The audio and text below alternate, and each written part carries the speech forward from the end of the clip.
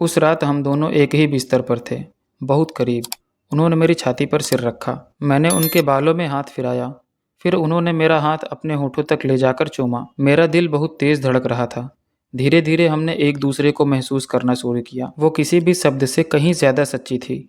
हम दोनों एक दूसरे की तरफ खींचते चले गए। फिर जो हुआ वो सिर्फ शारीरिक नहीं था, वो एक आत्मिक मिलन था। हमने पूरी रात एक दूसरे को बहुत सहेज कर, बहुत प्रेम से छुआ। ऐसा कुछ भी नहीं था जिसे जबरन किया गया हो। सब कुछ बहुत स्वाभाविक और मधुर था। सुबह जब मेरी आंखें खुली तो वो मेरी बाहों में थी। उन्होंने आंखें खोलकर मुझे देखा और मुस्कुरा दी। अब क्या होगा, मैंने उनसे पूछा। उन्होंने कहा, जो होगा देखा जाएगा, लेकिन मैं इस पल को कभी भूलूंगी नहीं। इसके बाद हमारी मुलाकातें और भी खूबसूरत हो गई। अब हम दोनों ने अपने मन में छुपी हर हरकत एक दूसरे से साझा करना शुरू कर दिया। पल्लवी मैम अब खुलकर हंसती थी और मैं अब पहले से ज़्यादा आत्मविश्वासी महसूस करता था। मैंने कॉलेज की पढ़ाई के साथ साथ पार्ट टाइम जॉब करना शुरू कर दी ताकि उनके लिए कुछ कर सकूं।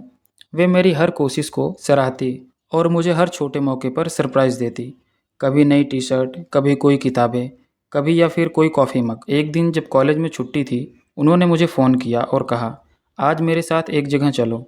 तो मैं गया और उन्होंने कहा, आज सिर्फ हमारा दिन होगा, ना कॉलेज ना दुनिया, बस हम।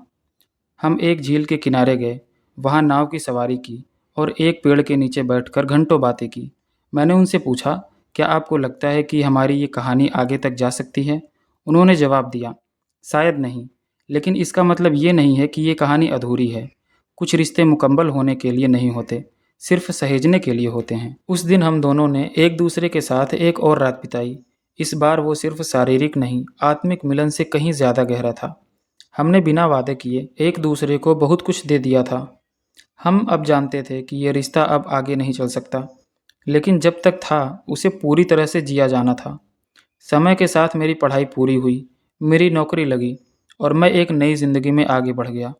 पल्लवी मैम ने भी ट्रांसफ़र ले लिया और किसी नए शहर में चली गई। हमने एक दूसरे को विदा देते समय गले लगाया और आंखों में आंसुओं के साथ बस इतना कहा, हम हमेशा एक दूसरे के हिस्सा रहेंगे।